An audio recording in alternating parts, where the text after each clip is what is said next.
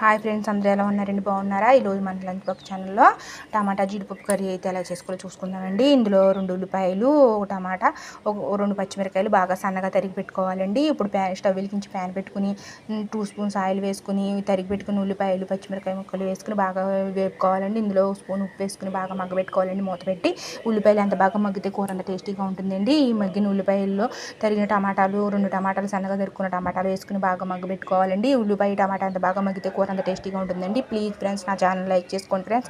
ఇందులోనే half tea spoon పసుపు వేసుకుని, ఒక స్పూను మసాలా వేసుకోవాలండి. దీంట్లో ఆడుకున్న మసాలా అండి. మసాలా బాగా మగ్గిన తర్వాత ఇందులో బాగా కడిగి పెట్టుకున్న జీడిపప్పు వేసుకుని బాగా మగ్గబెట్టుకోవాలండి.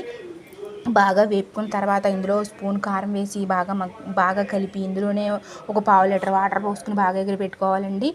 బాగా ఎగిరిన తర్వాత మూత తీసి చూస్తే లో టు మీడియం ఫ్లేమ్లో బాగా ఉడకబెట్టుకోవాలండి. ఇప్పుడు మూత తీసి చూసుకుంటే మన కూర రెడీ అయిపోతుందండి. కూర చాలా